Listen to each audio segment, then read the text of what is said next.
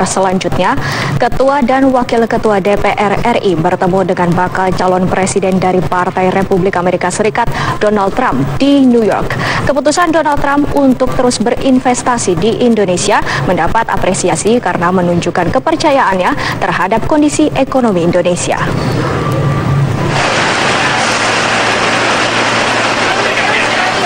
Ketua DPR RI Setia Novanto dan Wakil Ketua DPR RI Fadly Zon bertemu dengan bakal calon presiden dari Partai Republik Amerika Serikat yang juga pengusaha ternama, Donald Trump. This is an amazing man. He is, as you know, Speaker of the House of Indonesia. He's here to see me.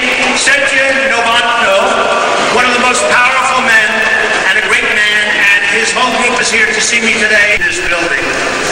Ketua DPR RI menjelaskan pertemuannya dengan Donald Trump membahas sejumlah hal seperti potensi peningkatan kerjasama investasi dan tidak berkaitan dengan isu politik. Karena Indonesia adalah yang terbesar di Asia Tenggara dan Amerika adalah superpower, inilah perlu kita bersama-sama dengan lihat ke depan. Dengan ketemuan dengan Donald Trump ini kita bicarakan hal-hal yang sangat spesifik, baik dalam investasi dan bahkan infrastruktur dan juga yang lain-lain.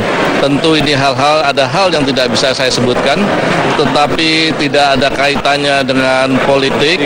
Ini semua pertemuan merupakan kita tindak lanjut untuk melihat ke depan. Wakil Ketua DPR RI Fadly Zon mengatakan nama Donald Trump sangat dikenal di Indonesia sebagai pengusaha yang sukses. Langkah Trump berinvestasi di Indonesia mendapat apresiasi dari anggota Dewan. Dan Donald Trump ini mempunyai beberapa investasi di Indonesia, di Bali dan juga di Jawa Barat. Tentu kita sangat menghargai pengusaha, apalagi pengusaha Amerika yang berinvestasi di Indonesia dalam situasi ekonomi seperti sekarang ini. Jadi kami melihat ini satu hal yang perlu dihargai. Donald Trump memastikan dirinya menjadi salah satu bakal calon untuk bertarung dalam pemilu Presiden Amerika Serikat tahun depan. Do they like me in Indonesia? Speaker of the House of Indonesia. Thank you.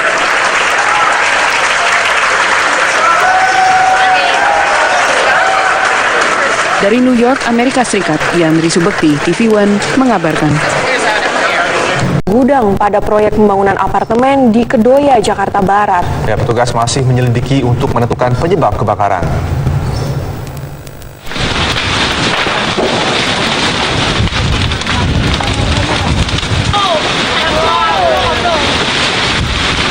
Kobaran api dan asap pekat membumbung ke udara saat kebakaran hebat menghanguskan gudang proyek pembangunan apartemen di Jalan Haji Briti, Kedoya Selatan, Jakarta Barat.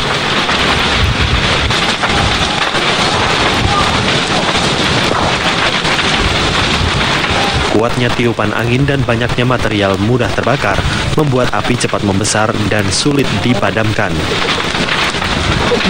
Belum diketahui pasti penyebab kebakaran.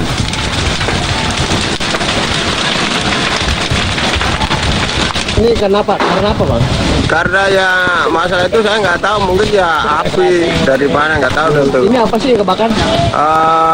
Apa namanya, kantin sama bedeng orang-orang kerja di apartemen. Petugas pemadam yang tiba di lokasi berhasil memadamkan api, meskipun seluruh gudang terlanjur hangus. Tidak ada korban jiwa dalam peristiwa ini, namun seluruh bahan baku proyek apartemen ludes terbakar. Dari Jakarta, Ong Suhirman, TV One mengabarkan. Jawa Timur.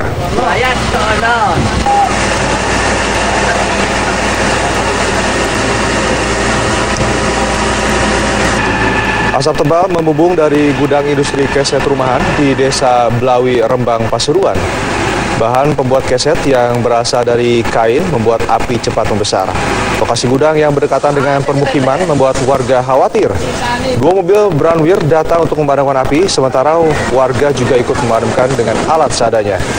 Kobaran itu diduga akibat puntung rokok yang dibuang oleh seseorang. Warga melihat seseorang berlari dari arah dekat gudang sesaat sebelum api muncul. Hingga kini, polisi masih mendalami apakah ada unsur kesengajaan dalam insiden tersebut.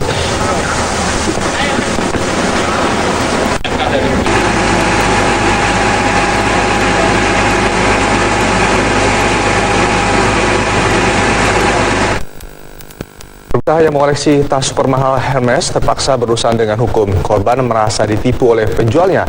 Lantas, apa yang membuat tas kulit Hermes bisa sampai bernilai hingga miliaran rupiah?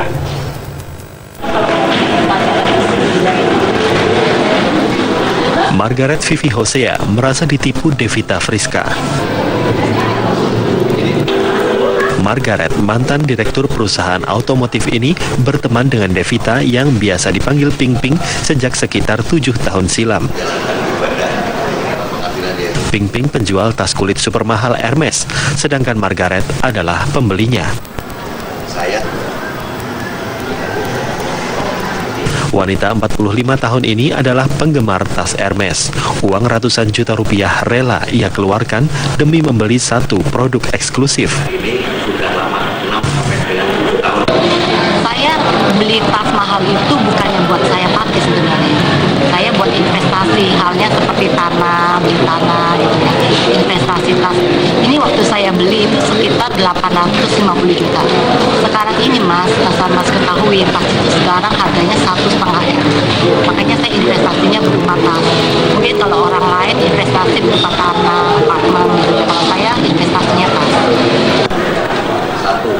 Namun hubungan keduanya retak ketika Margaret merasa dibohongi. Ditawarin lagi sama saudara Ping, Ci, ini tasnya ada yang nawarin, mau nggak? Karena kan dia tahu saya investasi, ini ada yang nawarin 950 juta, mau nggak dijual? Ya, saya mau dong, namanya saya investasi, saya jual. Akhirnya dia bilang katanya ada Ibu Indra, sosok Ibu Indra yang beli. Ternyata penipuannya adalah sosok Ibu Indra itu nggak ada, fiktif, pembelinya itu fiktif semua. Akhirnya saya ditransfer dari ada pihak di sana yang mengatasnamakan karyawannya Ibu Indra, terus katanya Ibu Indra ke luar negeri. Lalu saya mereka sempat transfer saya cuma 500 juta, sisanya ya sampai saya melaporkan ini belum dibayar. Dalam sidang lanjutan di PN Jakarta Pusat, pengacara Ping Ping sempat bersitegang dengan Margaret.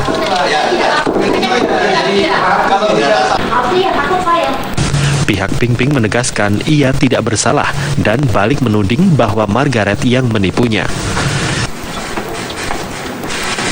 Rekayasa, saya tidak pernah mendapatkan uang 850 juta yang dibawa cash. Logika aja, uang 400 juta bawa cash lewat airport, gimana caranya ya Pak ya? Apa di airport nggak diperiksa uang 400 juta bisa money laundry kan? Kalau bisa bawa uang cash sebanyak itu. Terus ditanya waktu tadi, airport itu tahun 2013 bulan 1, bulan 2 itu masih di Polonia. Dia bilang di Kuala Namu, yang benar mana sih Pak kan? Kan publik bisa menilai. Yang memang bond kwitansi itu saya yang buat, itu disuruh oleh kurir. Ada kurir datang ke rumah untuk buat bond kwitansi. Saya tidak pernah menerima uang cash sama sekali. Dia kan malahan saudara Ibu Vivi masih belum mengasih 450 juta ke saya sehingga tas itu bisa diambil.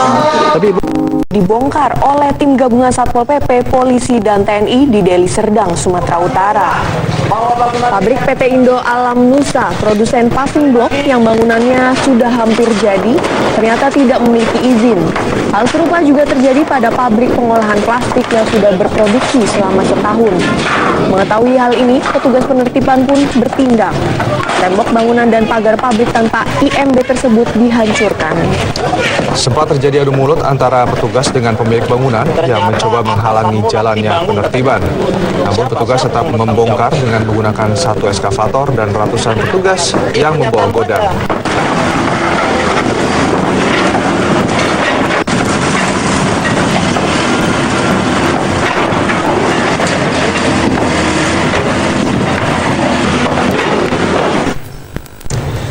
Ini saatnya kita mengupdate